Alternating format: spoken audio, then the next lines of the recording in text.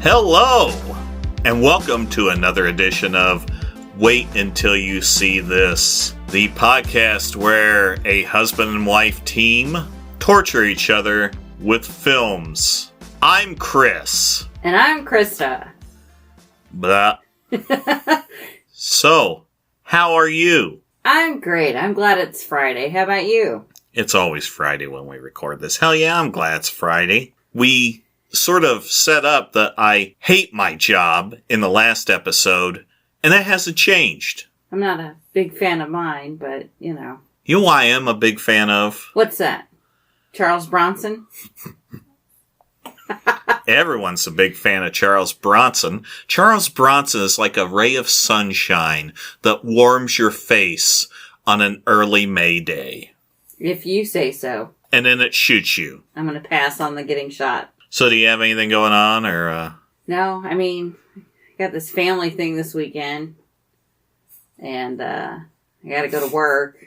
Yeah, I mean, it's a thrilling life, to say the least. I'm sure we've got some yard work we need to do. I'm going to whip out that goddamn power washer and hopefully not cut my foot this time. That would be great. I am scarred. You are. It's been over a year, hasn't it? Yeah, it's still. I'd show it to you, but I'm seeing cross-legged right now. I've seen it. And you've seen my foot, too. Yes. You're so funny. So, this week, I picked the movie that I've never seen. Yes. Did I not elaborate that in the beginning? I guess I didn't. No, you did not. Okay.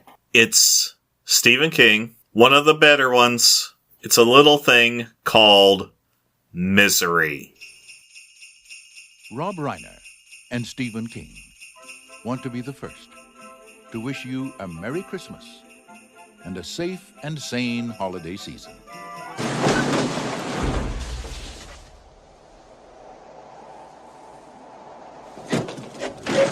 But for novelist Paul Sheldon, it won't be very merry at all. He's spending Christmas in bed. There is nothing to worry about. You're gonna be just fine. I'm your #1 fan. I think one of my clients, Paul Sheldon, might be in some kind of trouble. You mean Paul Sheldon, the writer? This year, My name is Annie Wilkes. #1 fan. he won't be going to any parties. Oh, Paul, I've read everything of yours. The Misery novels. I love them so. He won't be seeing any friends. They said he checked out last Tuesday. Isn't that a little strange? Paul, say hello to Misery. Misery. Yes, I told you I was your #1 fan. He won't be spending time with his family. Paul, forgive me for prattling away and making you feel all oogie. He'll have only one person to help him through the holidays. Catch this. Mwah! Annie Wilkes. What a poet you are. The presumption must now be that Paul Sheldon is dead. She loves everything he ever wrote, I'd love to stay here and chat, but I'm right at the end, and I gotta find out what happens. except this. You dirty bird. How could you? Misery Chastain cannot be dead. You murdered us!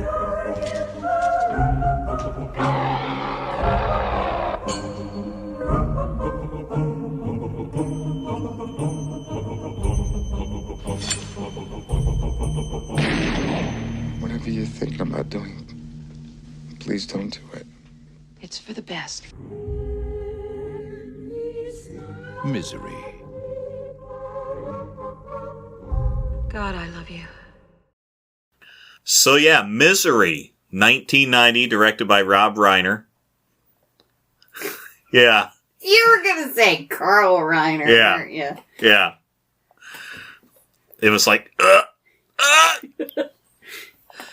based on a novel by Stephen King. Of the same title, correct? Misery, yeah. Misery's Child. And the film's about a writer, Paul Sheldon, played by James Caan, who is finishing a new book. He has another book that's coming out that's in this Misery series. Which is the romance novel genre. Yeah, like Harlequin novels. Yeah. This new book is more, it's like gritty or whatever. We'll get to that later. But he finishes it, has his one cigarette, So he decides, hey, I'm going to leave in a snowstorm in a Mustang. This is the first terrible thing that happens because you can't drive a Mustang with the pavement wet, let alone in a snowstorm on the winding roads in the mountains. So what happens? He runs off the road. Shocking. But apparently he has good AAA service because someone comes and busts open his door and drags him out and takes him home. His name is Paul, and I will love him and pet him and name him Paul. Name him Paul. So Paul wakes up, and there's Annie Wilkes, Kathy Bates, who has been nursing him. She used to be a nurse. First question I have. Yes. I don't know of many nurses who keep supplies at their house, such as you'll find out why. IV bags of fluid. You want to know why? Because she's crazy. There. She has like a mini hospital in her house. But we'll get to that. She's been nursing Paul. Paul wakes up, and lo and behold, she's his #1 fan. So she's nursing him, and as things progress, he notices that she's a little off. She keeps drugging him. Oh, yeah. She keeps giving him these pills throughout his stay. And eventually he catches on and stops taking the pills. Yeah. So she reads this new book. She fucking hates it because of all the fucking language, because they say fuck a lot. Kind of like this show. She's pissed about that. Then a new Misery book comes out. She's a huge Misery fan. She's like these Harry Potter nerds on the internet. She has like all kinds of volumes in her house. She has a pig that she's named Misery. What the fuck? That's the look on Paul Sheldon's face when the pig comes in. Like, what the fuck? So she gets a new Misery novel. She reads it. And boom, the end of the book, Misery dies. She flips her fucking shit. She demands Paul write a new book after torching his current book they just finished in a charcoal grill, almost burning the fucking house down. That is nothing like the Misery series. A complete departure from the Misery series. Well, that's what he wants. He wants to get the hell out of it. It was Misery was making money, so, yeah. I mean... He's an artist. So the rest of the movie is basically her going more and more crazy while Paul writes this book. Meanwhile, the local sheriff is looking into the case. Paul's publisher from New York called Lauren Bacall.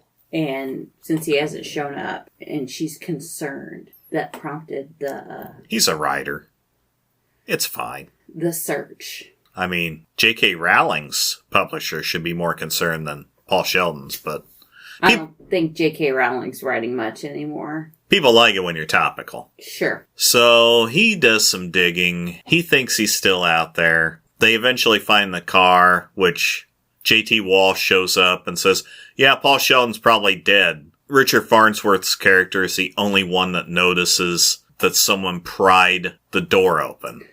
There are clear marks that a crowbar was used to pry the door open. No one else notices this. There were a lot of people there. Literally no one else noticed it.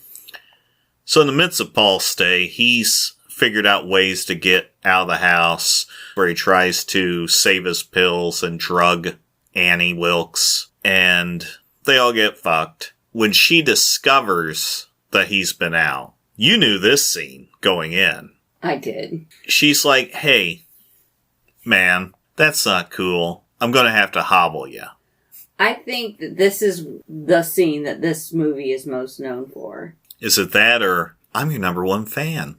I would say it's this. I knew what she did to him, but I didn't know what was shown. You know what I'm saying? Yeah. So he got hobbled.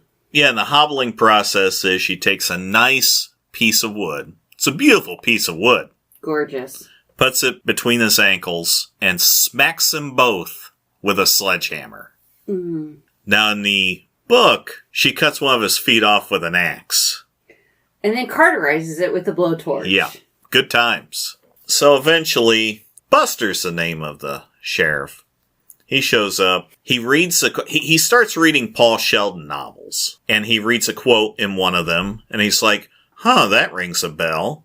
So then he starts looking and discovers that is a quote that Annie Wilkes said during her trial for killing infants as a nurse. But she saved them. Yeah, she saved them all right. Ugh. From paying taxes. Ever. That's horrific. So he shows up at her house and he starts looking around and she has all this bullshit. She had thrown Paul down in the basement. He's getting ready to leave. He's like, whatever. So he heads out the door, and Paul wakes up because he'd been drugged again. Buster comes in, looks around the house, opens the basement door. Hey, it's Paul Sheldon. Bang. Shot with a shotgun. He's dead. So then it turns into a murder-suicide pact to finish the book. And meanwhile, James Caan's been prepping himself. She buys an old typewriter for him to write with. So he's working out with that. And the night that the book's going to be finished, while he was in the basement, he grabbed some lighter fluid. He finished the whole book. He says, I need 3 things, which are introduced in the beginning. He needs 1 cigarette, a bottle of Dom Perignon. God. Yeah, and a match. Cringe so hard. So she gets him that shit. So she gets everything ready. Paul takes the book, throws it on the floor, douses it with lighter fluid. She walks in. He's holding the match, and he says, you wanted to know who this was and what happened and do they get married and the father. It's all right in here. And she's like freaking out. He drops a match and burns it. Then they get into a terrific fight. A struggle. Oh, it's beautiful. With one of my favorite lines in cinematic history. Are you going to insert the line from the... No, I'm going to do it. I gotta do it. So rolling on the floor, Paul grabs the smoldering remains of the book, shoves it in Annie Wilkes' mouth, and says, you want it? Eat it. Eat it till you choke. You sick, twisted fuck. I love that line so much. My favorite part is when after she hobbles him and he's sitting at the window and she's outside like collecting firewood or whatever. I know what you're talking about. And she goes, hi, Pumpkin. He just gives her the finger. She's like, well, that was unnecessary. I wonder what kind of surgery he had on those ankles. Needless to say, she ends up dying. He busts her head in with a cast iron sow. But in the end, he's walking with a cane. He goes to meet his publisher, and he'd written another book. And of course, the publisher's like, hey. Yeah, let's talk about your trauma. Yeah. And then a woman comes up and says, I'm your #1 fan. And he's like, oh, thank you. I bet his ankles start hurting whenever he hears that. He started throbbing. So that's Misery by Stephen King, who wrote the book because of some weird fucking fans that he had ran into. Yeah. So, do you think they picked... Was the Mustang in the book? Is my question. Do you remember? I don't remember. The last time I read the book was the early 90s. It was right after the movie came out. I wonder if they specifically picked a Mustang because they knew it would slide off the road. See, Stephen King picks a lot of cars specifically in his books. Right. I mean, I get it. He picked the Plymouth Fury because those were known to drive themselves. So. Christine. Yeah, I just made that shit up. See, I'm trying to remember if it was a VW Bug in The Shining. I read a lot of these riding in the back of a pickup truck. There's my childhood. My mom thought if you brought evil into the house, i.e. via Stephen King novels, that you would have evil in our house. Which is interesting since the house we grew up in was haunted, but hey, you know. Save that for the paranormal podcast. Okay. Moving on. Ooh. I was impressed with Kathy Bates' strength. Oh yeah, she's kicking his ass. Yeah, she is. And this is James Caan. Look what he did to his brother-in-law in The fucking Godfather. Oh, well, when she rescues him, when she goes to the store to get the first copy of his new book. Is that Misery's Child? Yeah, because she dies in childbirth. Right. Misery dies in childbirth. We not know Annie as Wilkes. an audience that Misery dies. She's gonna read this book. And she's got him essentially as a prisoner. And I was like, is this when she hobbles him? Because she's so pissed that he killed Misery? But it wasn't. The way he gets busted out for getting out of his room is this little ceramic penguin at the corner, which he almost breaks, but he catches it, but he puts it up facing the wrong way. Yes, because they always face due south, Yeah. she said. He hits the penguin, he catches it before it breaks, turns it around, it's facing the wrong direction. Da-da-da. This is the only way she knew that he was in that room. But she knew, she had to have known before. Because when they went to dinner, or she made dinner, where he drugged her, or tried to drug her, I should say, the penguin is facing due south again. Yeah. So she knew. Then. But he had been buttering her up. I wonder if she intentionally spilled the wine. Maybe. She's fucking nuts. Yeah. I wrote in my notes, girl, you need help. Nah. She kept a scrapbook of her crimes. Yeah. Cut out all the newspaper articles. Now, here's my question. Why isn't she in prison? I don't know. Why isn't she in some mental institute? Maybe she was and she got out. And they know about her. Clearly, because when they're looking for his car, they're like, oh, that's the Wilkes farm. See, I wonder if she was from around there, but Buster looked it up. He put 2 and 2 together with that quote. So they knew she was there. But she should have been in prison. Why isn't she... Well, I think that farm was her parents. Probably. I think she grew up there and Yeah. then she just moved in after her crime spree, serial killer. She was a nurse who killed infants and lost her license and... Well, that's a good way to lose your fucking license. apparently went to prison, maybe? I don't know. Isn't that one where she's like in handcuffs or some shit? Yeah. Why is she free? Probably our justice system at work. Oh, yeah. We need room for these pot convictions. Let Annie Wilkes out. It's 1990. Who cares? He was just gaslighting her the whole fucking time. Oh, yeah. I love it when she gets him up in the wheelchair. He's so passive aggressive. And she gets him up in the wheelchair and takes him to the other side of the room. She's like, oh, see, isn't this great? And he's like, oh, yes, I always wondered what this side of the room looked like. He's a catty bitch at times. It's hilarious. Oh, I always wanted to visit the other side of the room. Okay. And that's the thing about this movie. It's horrifying, yet there's little things like that sort of break the tension a little bit. Oh, it is horrifying. It breaks the tension like his ankles are broken. Yeah, once again, how does she have all these drugs? I mean... She murdered people! Why are they letting her in places that these drugs are accessible to just anybody? Because, honestly, how long was she in prison? If she was she stashing this stuff? I mean, I'm sure most of that shit's expired. She was probably stealing it. She just left it there in that house? Who knows if she went to prison? Why wouldn't she go to prison? I don't know, technicality. Oh, God. Freddy Krueger never went to prison. He was burned alive. Yeah, that's vigilante justice. Somebody should have taken vigilante justice out on Annie Wilkes. Oh, and I love... Charles Bronson pulls up in his new caddy. Hey, boyo. I love when she has a romantic dinner with him and she puts on Liberace. Oh, yeah, she loves Liberace. Liberace and Paul Sheldon and killing people. Oh, the linoleum on the kitchen floor. He tries to get out. So he gets into the kitchen and he falls out of the wheelchair and the linoleum on the floor is that 80s, like, tiny little squares and rectangles and different shades of brown. And I went, my grandparents had that on their floor. Took me right back. Yeah, so she's taking care of Paul this whole time, right? Clearly, he's healing, whatever. He stops taking the pills and just starts stashing them in the sheets. like, between the mattress and the box spring.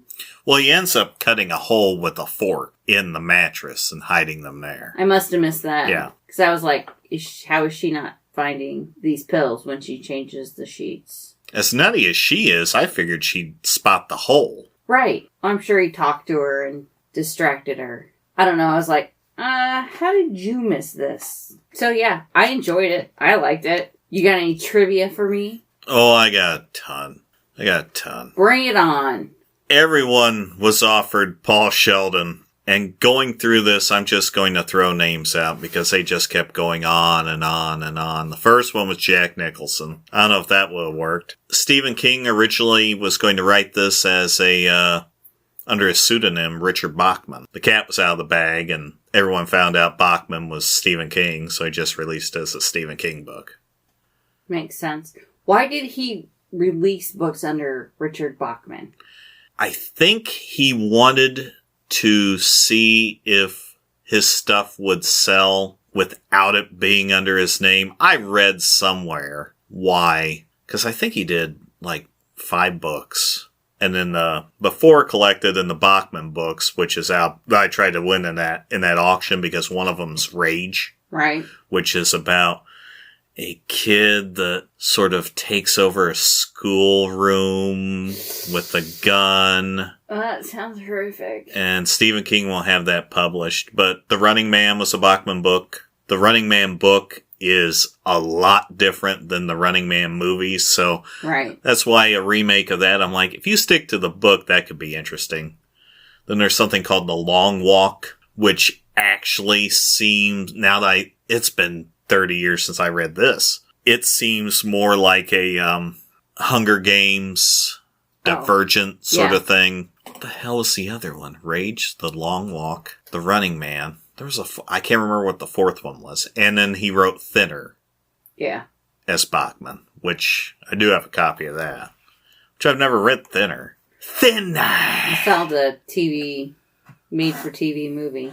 Was that made for TV or was that an actual theatrical release? I thought it was made for TV. I may be wrong. I don't know. Stephen King, as I said earlier, he wrote it because of some of the crazy fans he had. Here's a few more names that were up for Paul Sheldon. Warren Beatty, Robert De Niro, Michael Douglas, Richard Dreyfuss, Harrison Ford. Harrison Ford? Okay. A lot of these guys didn't want to do it because the role is so passive. You're lying in a bed. Right. I mean, you're passive for like an hour and 35 minutes till the end until you force her to eat a book and call her a sick, twisted fuck. You sick, twisted fuck! Get bird.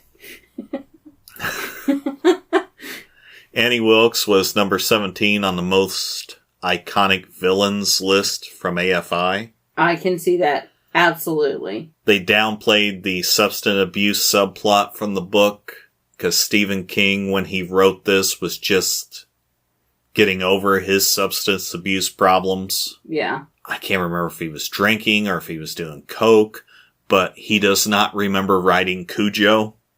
Oh, interesting. They offered Annie Wilkes to Bette Midler. No, I think Kathy Bates absolutely deserved the Oscar for this one. Oh, yeah. Yeah, she fucking nailed it. Yeah, she did. Barry Sonnenfeld, the DP, since James Caan had to crawl on the floor. Mm-hmm. The way they set his marks was they spit on the floor. Yeah. Oh, yeah. Because you couldn't put the little X's on the floor. Apparently, the only person that was in consideration for Paul Sheldon who was in the running besides James Caan was Warren Beatty. And I guess he never actually turned the role down. They just never heard back from him. He kept saying he wanted to do it, but then they never heard back. I think James Caan was perfect for this. I can't imagine Warren Beatty in this. Absolutely not. And I've got the feeling maybe he was gearing up Dick Tracy at the time. I was like, when did Dick Tracy come out?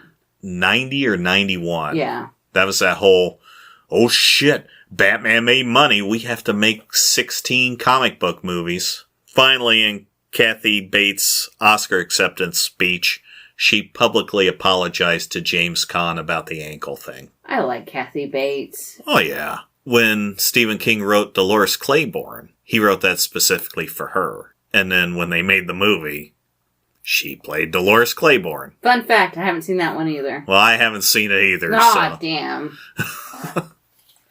We can watch it together. Aw. Blech. So, I will give this movie 4 stars. It's a good rank. What do you think? I give it 4.5. Ooh. Yeah, it's Ooh, you just had to half up me, didn't you? It's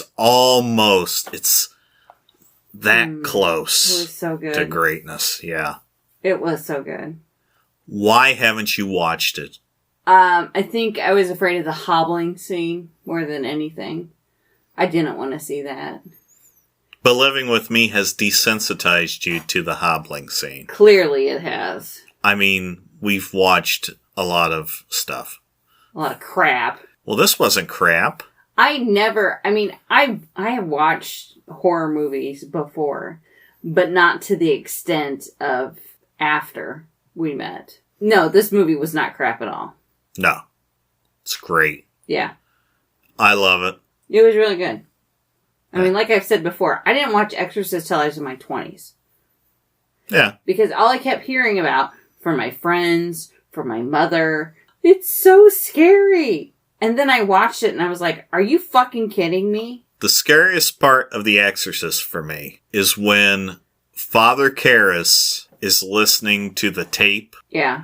And then the phone rings. Oh, it's a jump scare. The thing about it is, I don't know if Friedkin did this shit, but when the phone rings, I had a 5.1 surround sound when I got the DVD. Yeah. He put the fucking phone ringing in the back speakers, and you're not expecting it. Yeah. Every time I watched it, it would be just because of that damn, that's the thing that scared me. All right, so that's our final thoughts on Misery.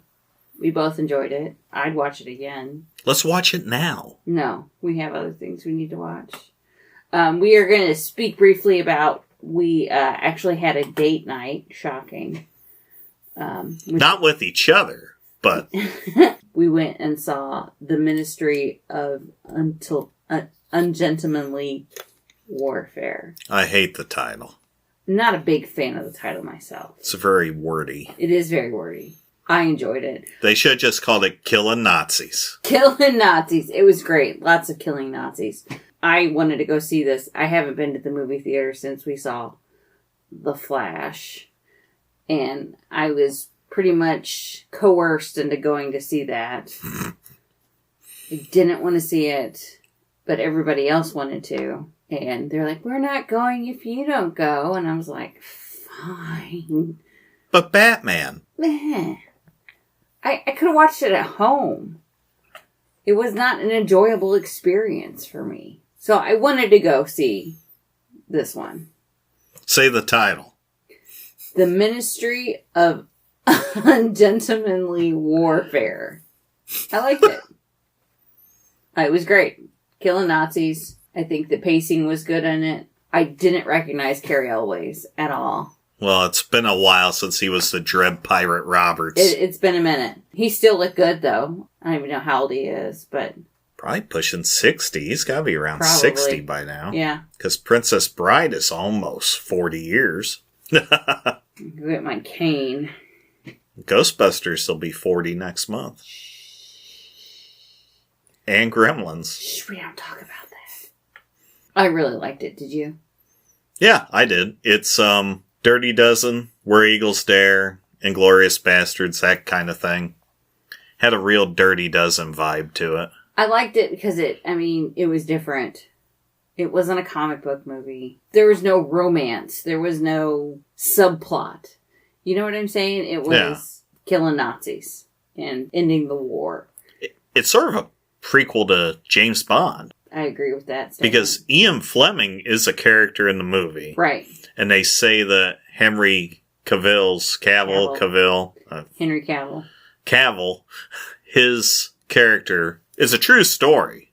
Right. His character is what the basis of James Bond. Right. Which, you know, I feel like it's only right he should be the next James Bond. I think the only thing that will stand in the way of that is his age. He's only 40. I know. How old was Craig when he started? I think he was late 30s. How about Roger Moore? Cavill doesn't look 40. I know. It depends on how picky they are. But I'm trying to think. In my lifetime, you had the transition from Moore, you had the transition from Dalton, and you had the transition from Pierce. And I think Pierce was the only one that was, that motherfucker's going to be James Bond. And he was supposed to be James Bond when Moore stepped down. He's a very 90s James Bond. You know, I think would be funny is if Craig's like, I think I got one more in me. Oh my, I doubt that. Yeah, he's done. He's done. Or, let's do an old man Bond and bring back Pierce. Fuck it. All these bringing back old characters and old actors is going great. No, it's not. Oh no, I think Deadpool 3 may make a dime. I would like to go see that one. It has Wolverine in it. I know. And Ant-Man's head. Oh my god, that trailer. Would you like to discuss the trailer? We can. I don't know much about the lore behind it, but I like Wolverine in his original costume, you know. This is yet a different universe as Wolverine. Oh, I know, and I'm sure the TVA is after Deadpool. They're making it damn Is clear. Is Morbius in? Yeah, he's in it. Yeah. Okay, well, there you go. They've made it damn clear that this isn't going to fuck with Logan. Yeah. Because that was the perfect ending. Oh, absolutely. But I kind of get the feeling just from the trailer they're going to go with the plot of Old Man Logan, which is the villains win. In Old Man Logan, the comic book, Mysterio makes Wolverine think all the other X-Men are villains. And he ends up wiping them all out. And Mysterio's like, yeah, I'll let you live. And then the fact that this is a Deadpool movie, I want the ending from Old Man Logan. Right. I want the Hulk to eat Wolverine and then Wolverine to burst out of the Hulk's chest. Will I get that? I doubt it. I don't know if Disney is willing to go that far. Probably not. It is rated R. I don't know. Have you heard anything about Mark Ruffalo being on board with this thing? Or No, I haven't. Yeah. I haven't paid any attention, so. Well, the whole Ant-Man's head thing, His whole skeleton. It's like big old corpse. That's in Old Man Logan. So yeah, that's why I'm like, I'll go see it. Honestly, what comic movies are there this year? Deadpool? I can't think. Well, you know DC's not doing any. Oh, nope, they're doing that Joker too. Oh, God. You haven't even watched the first one. Don't want to. I could pick that next week. You would. No. It's my turn.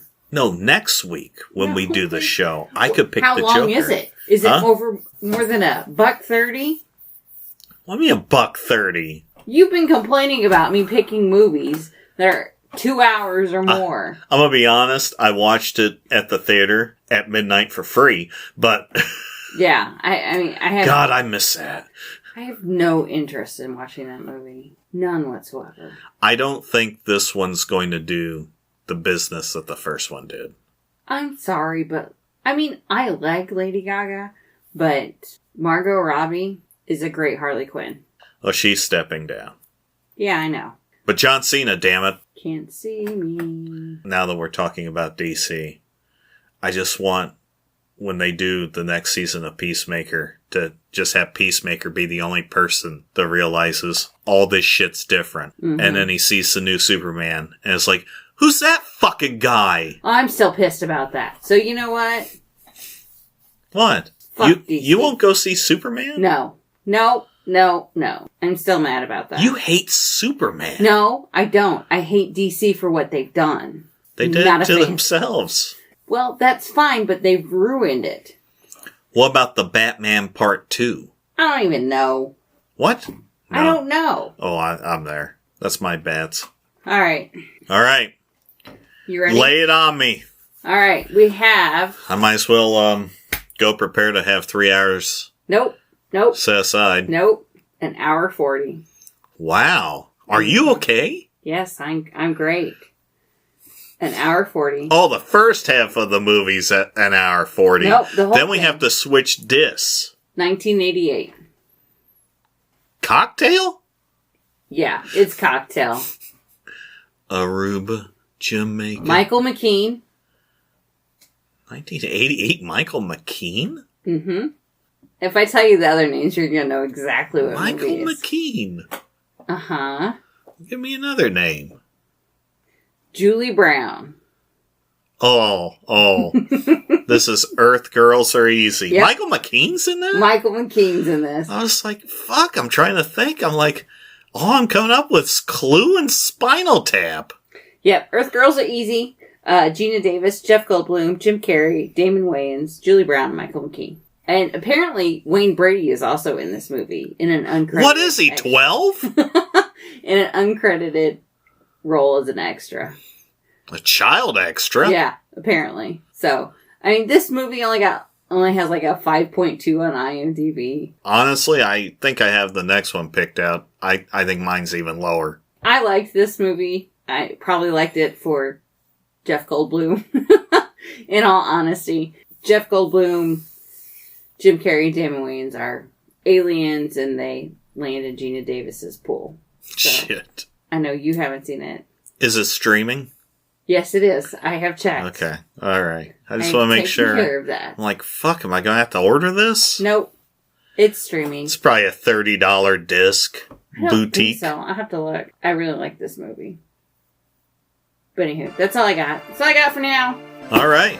Krista out. So, next week, it's going to be Earth Girls Are Easy. So, until next time. This is Wait Until You See This. Alright, deuces. And so long for just a while. Bye.